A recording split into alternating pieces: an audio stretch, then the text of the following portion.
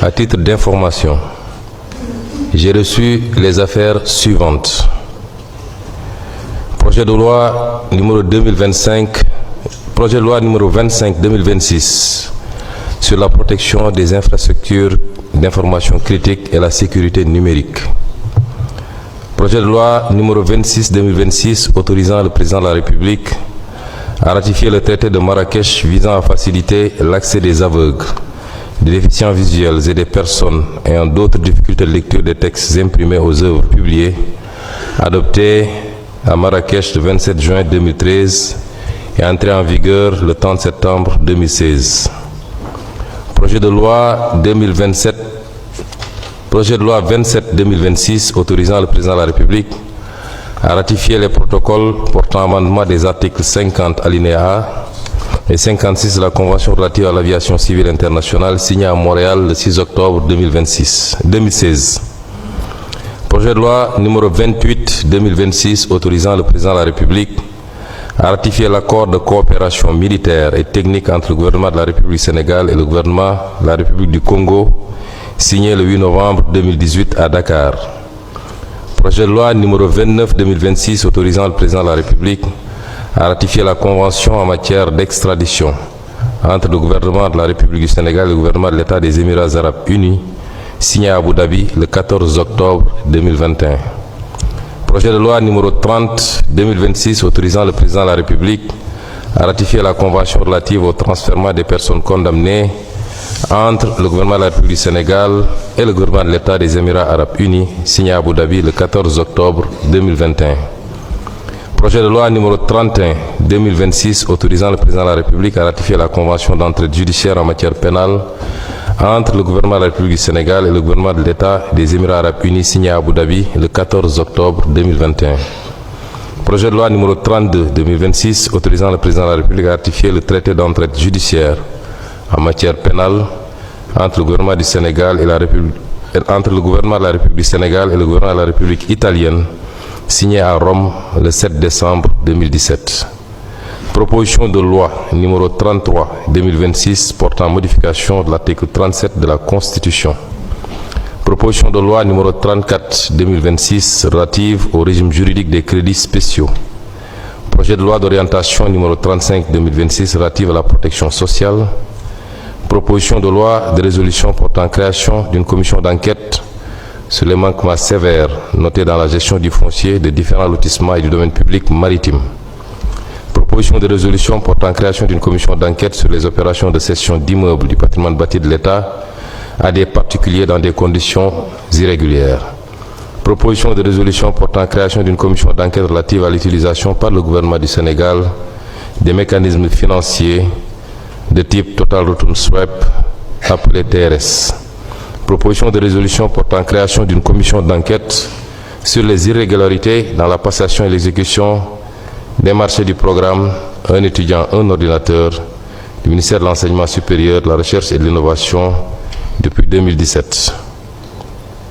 Proposition de résolution portant création d'une commission d'enquête sur les abandons de recettes et la gestion des exonérations fiscales. Et enfin, proposition de résolution portant création d'une commission d'enquête sur les conditions de délivrance et de renouvellement des licences de pêche. Acte est donné du dépôt de ces affaires. Je viens de vous lire la liste des affaires reçues. Par contre, pour les affaires inscrites à l'ordre du jour de cette session extraordinaire, telles que retenues par le bureau de l'Assemblée nationale, il s'agit du projet de loi numéro 15-2026 portant Code du travail, du projet de loi numéro 16-2026 portant Code de la sécurité sociale, de la proposition de loi numéro 33-2026 portant modification de l'article 37 de la Constitution, du projet de loi numéro 25-2026 sur la protection des infrastructures d'information critiques et la sécurité numérique, la proposition de loi numéro 34-2026 relative au régime juridique des crédits spéciaux, les 6 propositions de résolution portant création d'une commission d'enquête parlementaire, notamment sur les manquements notés dans la gestion du foncier, sur les opérations de cession d'immeubles du patrimoine bâti de l'État, sur l'utilisation par le gouvernement du Sénégal de mécanismes financiers de type TRS, sur la proposition de résolution sur les irrégularités alléguées dans la passation et l'exécution des marchés du programme Un étudiant, un ordinateur, sur les abandons de recettes et la gestion des exonérations fiscales, et enfin sur les conditions de délivrance et de renouvellement des licences de pêche. Voilà les points qui feront l'objet d'un examen lors de cette session extraordinaire. Les autres points feront l'objet de programmation dans les sessions extraordinaires à venir si l'année, ou à défaut lors de la session extraordinaire à venir. Je rappelle que les propositions de loi numéro 33-2026 et 34-2026 portant respectivement sur la modification de l'article 37 de la Constitution et sur les crédits spéciaux seront examinés selon la procédure d'urgence à la demande de leurs auteurs au cours de la présente session extraordinaire. Chers collègues, je voudrais procéder à quelques rappels ou quelques précisions à l'attention du public. Parce que depuis la convocation de cette session extraordinaire, il y a eu beaucoup d'informations qui ont été distillées et qui ne sont pas conformes à la réalité ou à la vérité des textes. L'Assemblée nationale agit, travaille, exécute sa mission en vertu du texte fondamental qui est la Constitution, mais également et surtout de son règlement intérieur porté par la loi organique numéro 2025-11 du 18 août 2025. L'importance des missions de l'Assemblée nationale a requis le vote d'une loi organique située au-dessus des lois ordinaires pour organiser et définir le fonctionnement de l'Assemblée nationale. Ces textes sont les seuls qui guident l'organisation du travail dans au niveau de l'Assemblée nationale. Je voudrais rappeler que l'article 7 de cette loi organique portant règlement intérieur de l'Assemblée nationale dispose, entre autres, que l'Assemblée nationale est en outre réunie en session extraordinaire sur un ordre du jour déterminé, soit c'est au choix, l'initiative est plurielle, elle peut émaner de plusieurs sources, donc soit sur décision de son bureau, sur demande... 5 députés dans la salle, pas un de plus au moment où le vote s'arrête. Et cette seule addition suffit à faire basculer tout un pays vers 15 jours qui vont décider du sort de 6 commissions d'enquête, de 2 codes entiers de la République et d'un article de la Constitution que tout le monde s'arrache déjà avant même que la séance ne commence vraiment. 100 sur 100, 65. Le chiffre tombe, sec, presque anodine dans la bouche de celui qui préside. Et pourtant, ce chiffre-là vient de trancher une polémique qui depuis plusieurs jours empoisonnait les plateaux de télévision, les groupes WhatsApp et les rédactions. Une polémique qui posait une question simple en apparence mais explosive dans ses conséquences.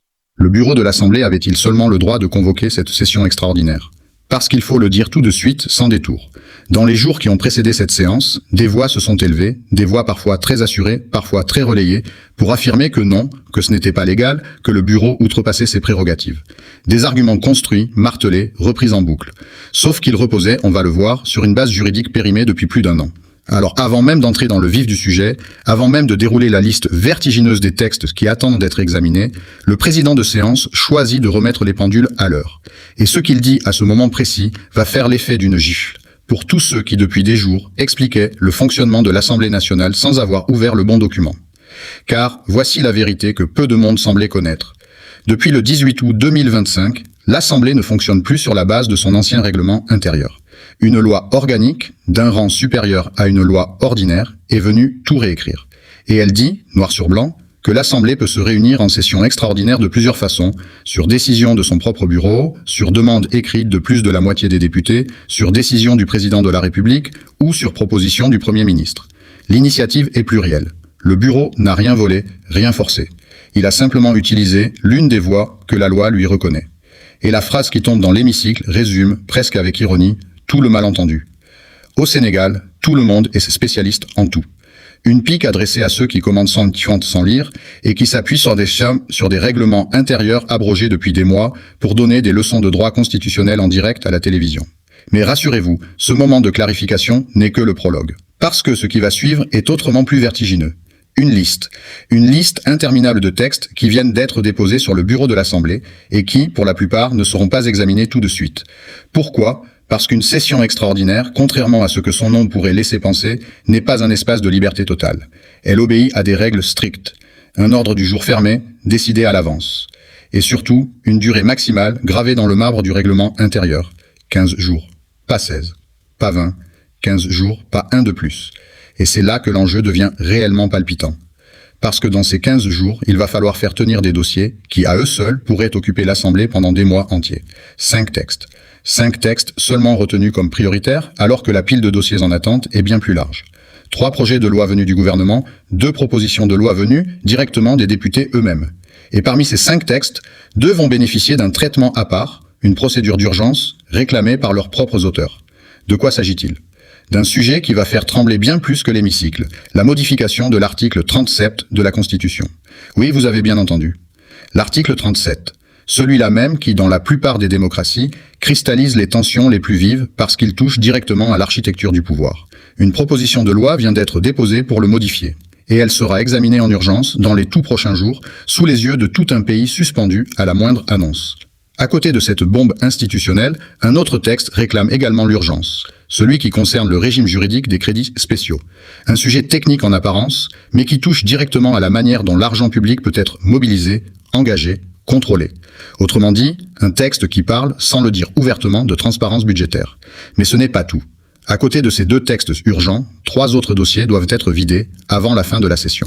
Le Code du travail, rien que ça, une réforme complète qui va redéfinir les droits et obligations de chaque employeur et de chaque salarié du pays. Le Code de la sécurité sociale, qui touche à la retraite, à la couverture maladie, à la protection des familles. Et enfin, la protection des infrastructures d'information critique et la sécurité numérique, un texte pensé pour protéger le pays contre les cyberattaques capables de paralyser des services essentiels, des banques aux hôpitaux. 5 textes, 15 jours. Un compte à rebours qui vient de démarrer sous les yeux de tout un pays. Et le reste, cette montagne d'autres textes déposés mais non retenus, des traités avec le Congo, les Émirats arabes unis ou l'Italie, des accords d'extradition, une convention sur l'accès des personnes aveugles aux œuvres publiées, un projet sur la protection sociale. Tout devra patienter pour une prochaine session. Mais s'il y a un sujet qui, dans cette liste, dépasse tous les autres en intensité, en émotion, en potentiel explosif, ce sont les 6 commissions d'enquête parlementaires qui viennent d'être proposées. 6. Un chiffre qui, à lui seul, en dit long sur l'ampleur des soupçons qui pèsent sur plusieurs pans de la gestion publique. La première vise des manquements sévères dans la gestion du foncier autour des lotissements et du domaine public maritime. Qui a eu accès à quelle terre et au bénéfice de qui. La deuxième s'attaque aux cessions d'immeubles du patrimoine bâti de l'État à des particuliers, dans des conditions jugées irrégulières. La troisième s'intéresse à un mécanisme financier au nom presque mystérieux, le Total Return Swap, le fameux TRS, utilisé par le gouvernement, dont les députés veulent comprendre les risques réels pour les finances publiques. La quatrième plonge dans le programme Un étudiant, un ordinateur, censé équiper numériquement la jeunesse universitaire, mais marqué par des irrégularités dans la passation des marchés depuis 2017. La cinquième s'attaque aux abandons de recettes fiscales et à la gestion des exonérations. Et la sixième concerne les conditions de délivrance et de renouvellement des licences de pêche, secteur stratégique pour l'économie et la souveraineté alimentaire du pays. 6 commissions, 6 terrains d'enquête. Et une règle que le président de séance va prendre le temps d'expliquer avec une précision presque chirurgicale, parce que là encore, la confusion régnait dans l'opinion publique. Une commission d'enquête ne peut jamais dépasser 11 députés, répartis selon le poids réel des groupes parlementaires. Après le vote en plénière, sans débat, à la majorité absolue des présents, la commission élira elle-même son bureau. Un président, 2 vice-présidents et un rapporteur.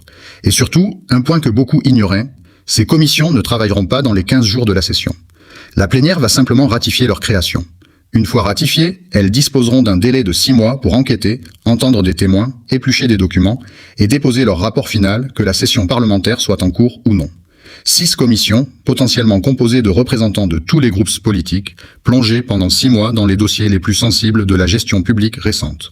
Le foncier, l'immobilier de l'État, les mécanismes financiers exotiques, les marchés publics de l'enseignement supérieur, la fiscalité et ses largesses. Et la pêche, secteur nourricier pour des centaines de milliers de familles. Et tout cela ne fait que commencer. Parce qu'un point encore plus sensible se profile, celui de la frontière parfois floue entre le politique et le judiciaire. Que se passe-t-il lorsque le travail d'une commission d'enquête croise un dossier déjà entre les mains de la justice? Existe-t-il un risque de collision entre deux pouvoirs censés être distincts? La réponse à cette question, tout comme le calendrier précis des 15 prochains jours, sera au cœur de la suite de ce récit. Ce qui se joue ici dépasse l'enceinte de l'hémicycle. C'est une bataille pour la transparence et pour la crédibilité des institutions sénégalaises aux yeux de leurs citoyens. Reste à savoir ce que révéleront, dans 6 mois, ces 6 commissions sur des dossiers qui touchent à l'argent public, au foncier, à la fiscalité et à la mer. La suite arrive tout de suite avec les tensions entre justice et Parlement, le sort de l'article 37 de la Constitution et ce qui attend chaque commission d'enquête. Une question, une seule. Mais elle plane sur tout ce que vous venez d'apprendre. Quand une commission d'enquête parlementaire touche un dossier déjà entre les mains d'un juge, qui a le dernier mot, le Parlement ou la justice, cette question n'est pas théorique. Elle a été posée dans l'hémicycle, presque à voix basse au départ, avant de devenir l'un des sujets les plus discutés de cette ouverture de session. Parce que plusieurs des dossiers visés par les commissions d'enquête, notamment celui du foncier et celui du littoral, ne sont pas des terrains vierges. Des procédures judiciaires existent déjà, ou pourraient exister, sur certains de ces sujets. Et la crainte exprimée est simple, que se passe-t-il si une commission parlementaire enquête sur un dossier, pendant qu'un juge instruit, en parallèle, la même affaire? Le sujet a été abordé avec prudence mais sans détour, le ministère de la Justice ayant été évoqué directement dans un contexte où une polémique avait déjà éclaté autour d'une circulaire liée à des dossiers judiciaires en cours en matière financière et foncière. Ce que confirme la séance, c'est que la logique voulue par les textes est celle d'une séparation claire. Les commissions d'enquête ne sont pas des tribunaux. Elles n'ont pas vocation à juger ou à sanctionner. Leur mission est d'établir des faits et de formuler des recommandations à travers un rapport. La justice, elle, suit un chemin distinct, avec ses propres règles et son indépendance vis-à-vis du pouvoir législatif. Mais dans les faits, tout le monde le sait, cette frontière peut devenir poreuse. Quand une commission parlementaire entend un témoin sur un marché public suspect, quand elle réclame des documents comptables, quand elle interroge d'anciens responsables sur la gestion d'un programme comme celui d'un étudiant, un ordinateur, elle marche parfois sur les mêmes traces qu'un magistrat instructeur. Et c'est précisément cette proximité qui inquiète, qui fascine et qui alimente déjà les spéculations sur ce que ces 6 commissions pourraient révéler dans les prochains mois. Alors revenons un instant sur ce fameux article 37 de la Constitution, celui qui a été retenu pour un examen en procédure d'urgence. Pourquoi une telle précipitation? Pourquoi ne pas attendre une session ordinaire, plus posée, plus longue, pour toucher à un texte aussi fondamental que la loi suprême du pays? La réponse tient en un mot. Les auteurs eux-mêmes de cette proposition de loi ont demandé cette urgence. Ce sont des députés, et non le gouvernement, qui ont exigé que ce texte soit traité sans délai. Un choix qui mérite d'être interrogé. Quel est le contenu exact de cette modification et quelles conséquences aura-t-elle sur l'équilibre des pouvoirs au Sénégal? Ce texte va donc suivre un parcours accéléré, discuté dans le même laps de temps que des textes plus techniques comme le Code du travail. 15 jours pour trancher sur les droits des travailleurs, la protection sociale, la cybersécurité nationale et l'architecture constitutionnelle du pays. Et il y a cette autre proposition, elle aussi retenue en urgence, sur le régime juridique des crédits spéciaux. Un sujet aride sur le papier, mais qui touche à une question brûlante. Comment l'État peut-il mobiliser des fonds publics en dehors des procédures budgétaires classiques et avec quelles garanties? Maintenant, revenons à ce qui, pour beaucoup de citoyens, reste le cœur battant de cette session, les 6 commissions d'enquête parlementaires. Parce qu'au-delà des textes de loi, c'est bien cette série d'enquêtes qui capte le plus l'attention, qui suscite le plus d'espoir, mais aussi le plus de scepticisme. L'espoir d'abord. Pour la première fois depuis longtemps, 6 chantiers d'investigation s'ouvrent simultanément. Le foncier, terrain de conflit et d'enjeux économiques liés à l'urbanisation galopante. Le patrimoine bâti de l'État, ces immeubles publics cédés à des particuliers pour une fraction de leur valeur réelle. Le TRS, ce mécanisme financier flou pour le grand public, mais qui pourrait avoir engagé l'État sur des montants considérables. Le programme Un étudiant, un ordinateur, dont 7 années de marché public vont être passées au crible. Les abandons de recettes fiscales, ces sommes que l'État aurait pu percevoir mais n'a pas réclamées. Et les licences de pêche, secteur où se croisent souveraineté alimentaire et emploi de dizaines de milliers de pêcheurs. Le scepticisme, ensuite, parce que le Sénégal, comme beaucoup d'autres pays, a déjà connu par le passé des commissions d'enquête annoncées en grande pompe, qui se sont ensuite enlisées, diluées, ou dont les conclusions sont restées dans des tiroirs sans suite judiciaire ni politique. Alors la question qui traverse les esprits est légitime. Ces 6 commissions vont-elles vraiment aller au bout de leur mandat de 6 mois? Vont-elles avoir les moyens, l'indépendance, le courage politique nécessaire pour convoquer les bonnes personnes, poser les bonnes questions